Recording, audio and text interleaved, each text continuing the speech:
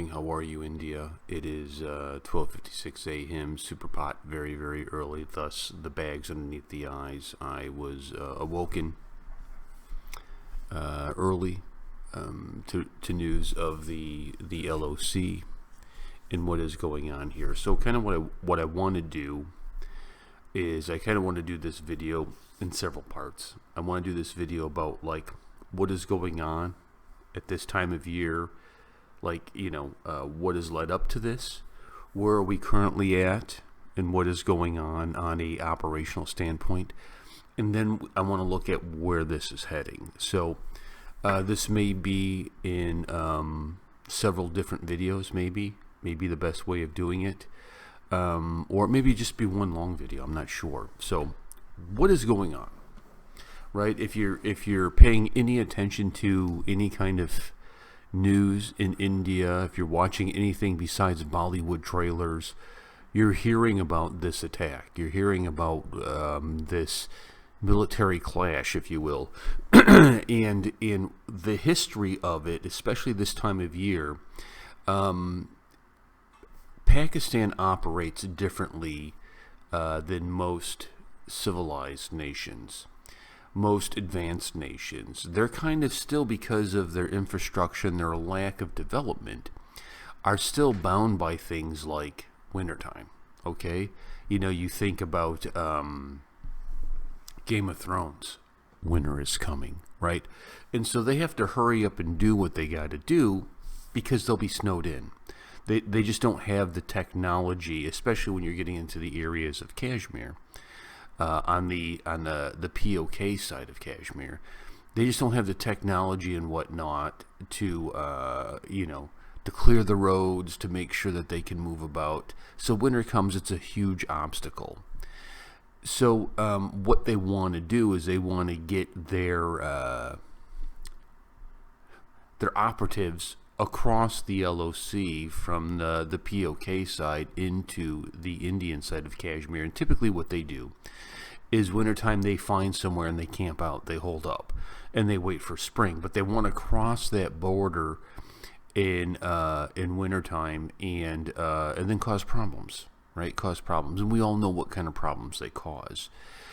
And what has happened is that during this winter crossing, the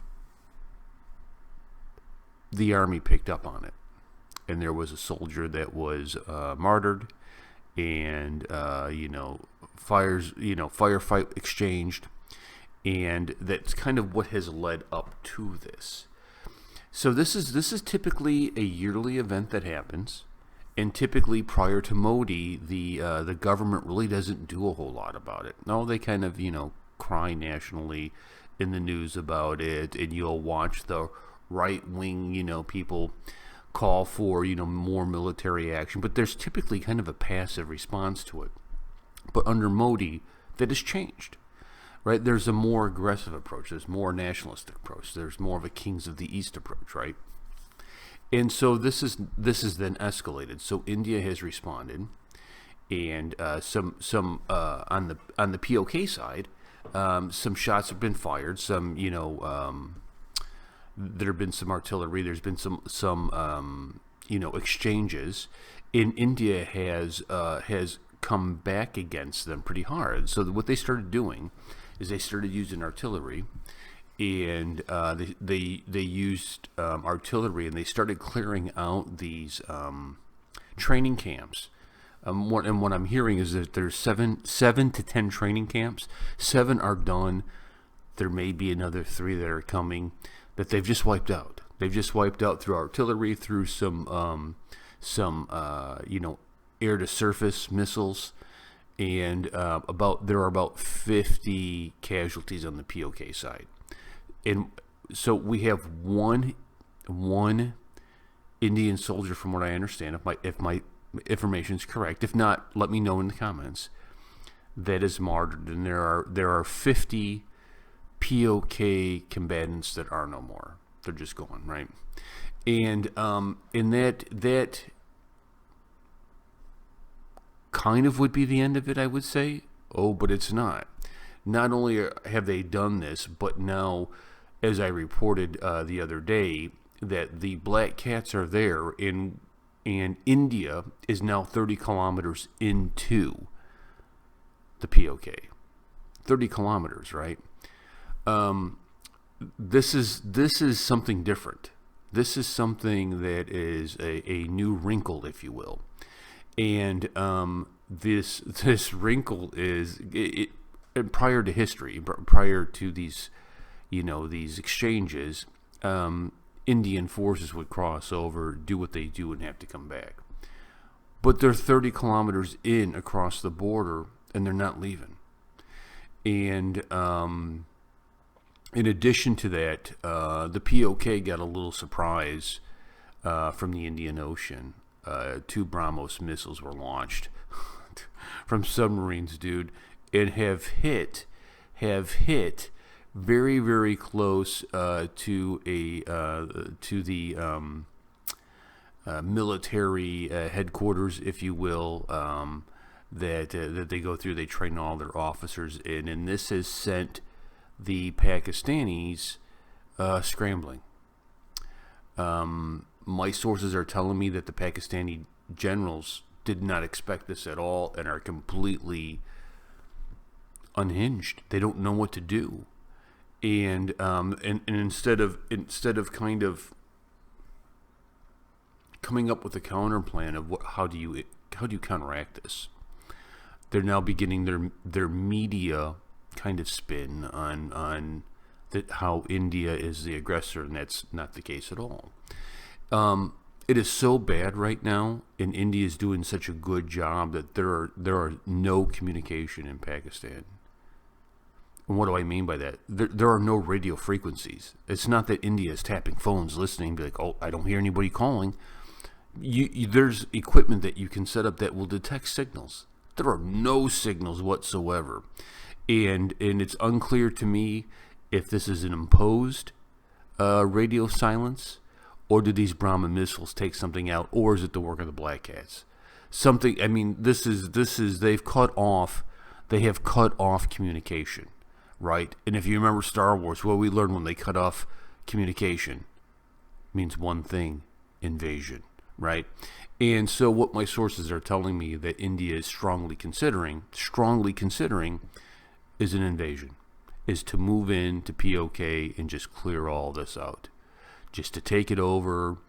Long term would be to split it up, to split the PoK up into 6 regions, and kind of appoint the military to kind of reassimilate. Is that the right word? Reassimilate.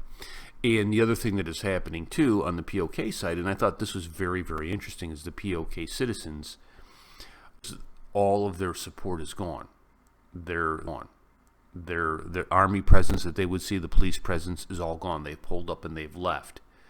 And they've left these civilians here to fend for themselves. And there's wounded and there's hungry and whatnot. And I am hearing that the Indian agents that are coming across them are being very kind, feeding them, tending to their wounds. And it's just like, ooh, man. So there's a lot of different nuances going on here. This is going to be what we call a story with legs, right? It's going to keep moving. It's going to keep progressing. It's going to keep going. And I've been monitoring the Twitter of the White House. Nothing, dude. If you're Khan, yeah. And just on a side note, and again, I know our channel can make people mad, and I know that a lot of the young Indians dislike me for my views. But you have this conflict that's going on the LOC, and this is why I'm hoping to make a point here. I saw Salman Khan wearing a Amir Khan T-shirt, celebrating him. I just and that's the kind of stuff that makes me mad, right? That makes me mad.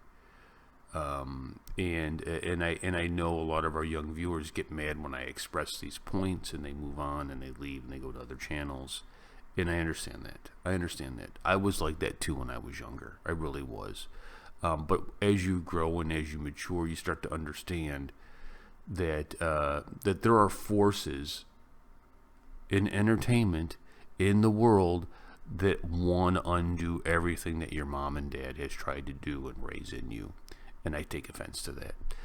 So I'm going to keep you posted on what's going on here. As I hear things, I'll let you know. But this is going to be a slobber knocker. We may be witnessing the complete demise of the PoK, and the reunification of it into India. We very well could be seeing the beginning of this. Thank you for watching. If you're by the LOC, stay safe, stay covered, man. You're in our thoughts and prayers, and we're rooting for you.